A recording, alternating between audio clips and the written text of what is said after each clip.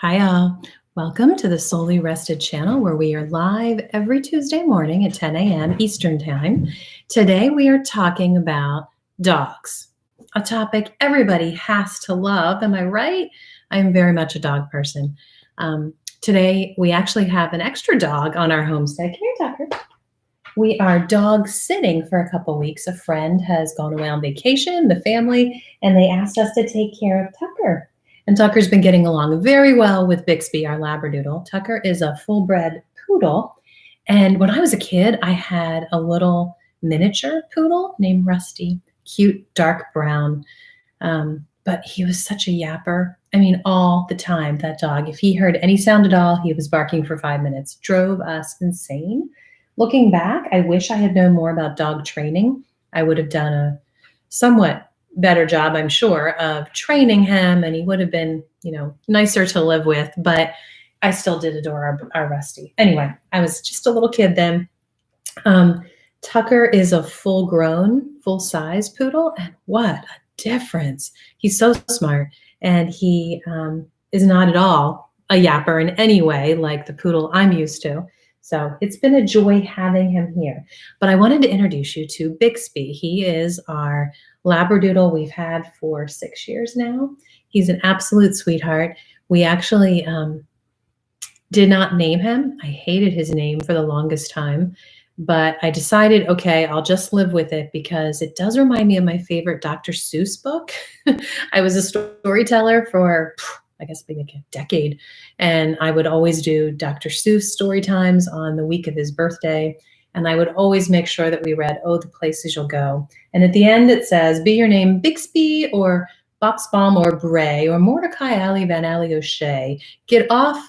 Today is your day. You're off and away. Anyway, so Bixby is in my favorite Dr. Seuss book, so we stuck with it.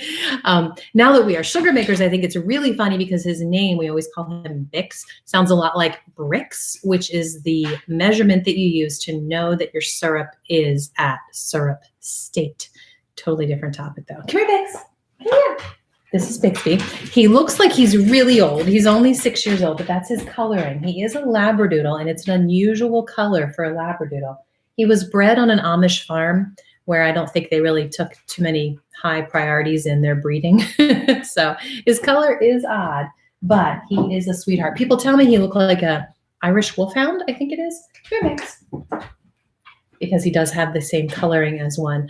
So I wanted to share with you the fact that we found some treats that I really love for him. They're functional treats. You see, Bixby was a rescue.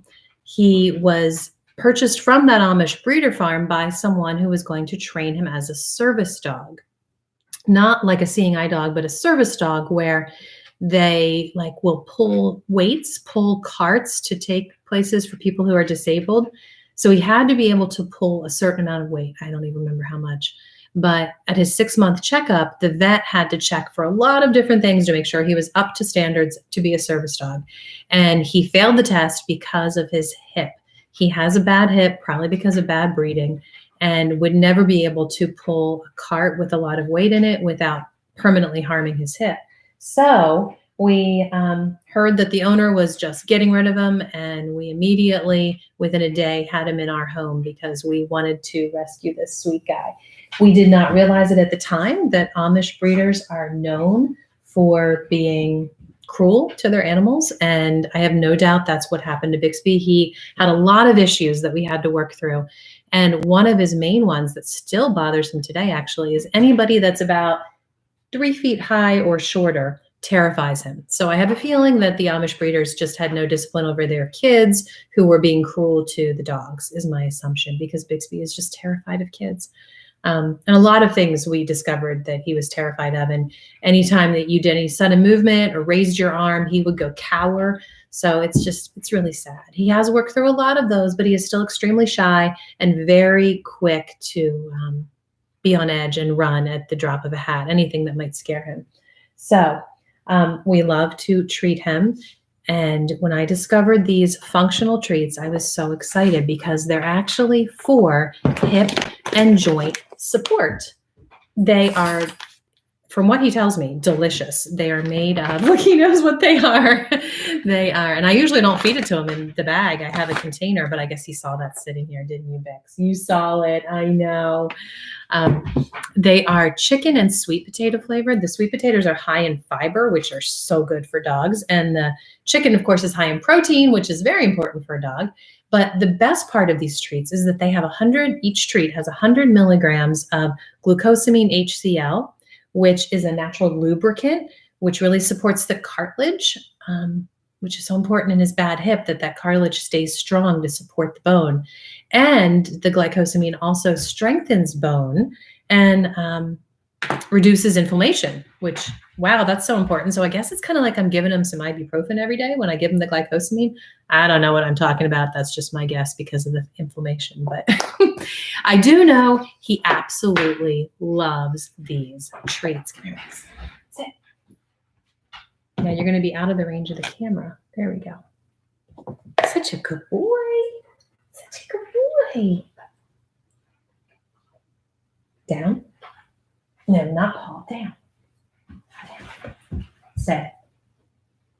That's a good down. Good boy. Now you want to do Paul? Come over here.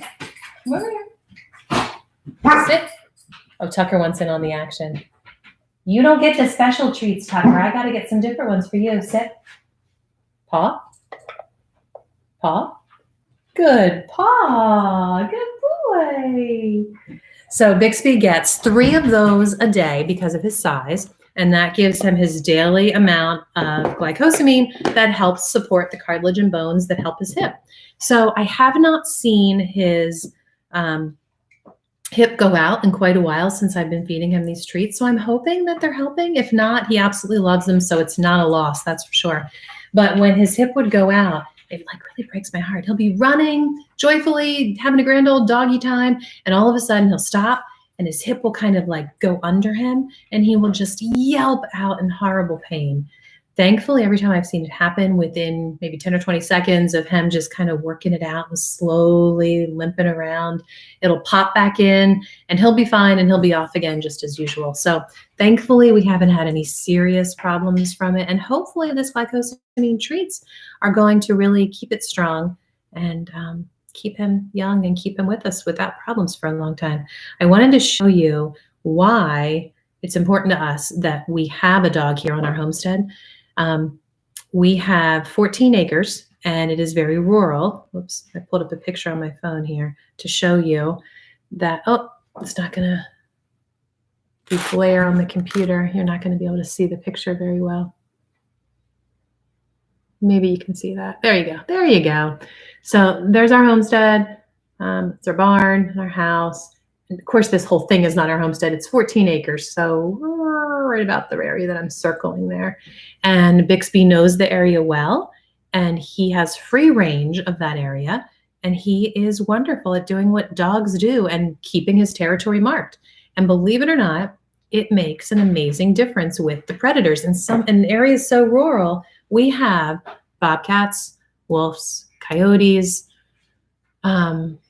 moose, deer. There's more. Probably fisher cats. We have definitely heard fisher cats in the area. I haven't heard of neighbors sighting them, and I hope it stays that way. But, oh, and bears. We definitely have bears. We have bear sightings pretty frequently.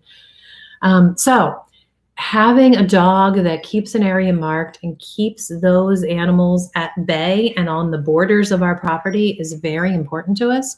The deer, of course, would really wreak havoc on our gardens and our flowers that we've planted for our bees.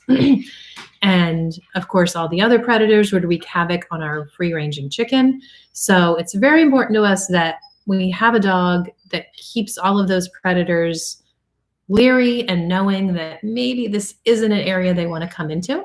So far, the 5 years we've lived here, it has been wonderful that he has truly done his job, and he doesn't even see it as work, you know? Plus, on top of that, no matter where I am on the homestead, no matter what I'm doing, whether I'm gardening or tending to the animals, doing chores, Bixby is right there by my side. He wants to go upstairs right now is why he's whining. He got his treats and now he's ready to go chill out, aren't you, Bex? Come here, Bex. So I can't imagine having a homestead and not having a dog like Bixby. I think I told you he's a Labradoodle. Did I say that? And I highly recommend the breed. I am allergic to dogs, sadly, so I do need a hypoallergenic dog like Tucker, a poodle, or Bixby, a Labradoodle. And it works really well for us. We adore having him. And I highly recommend these amazing treats that I will put a link to. So I hope you're having a fantastic day in your neck of the woods. And if you have a dog on your homestead, please share with me what breed, why you like him, what the advantages are to that breed. We definitely would like to get another one. Having two these past 2 weeks has been a joy, and we're really considering getting another dog. So please leave some comments and give me your advice. Have a fantastic day, guys.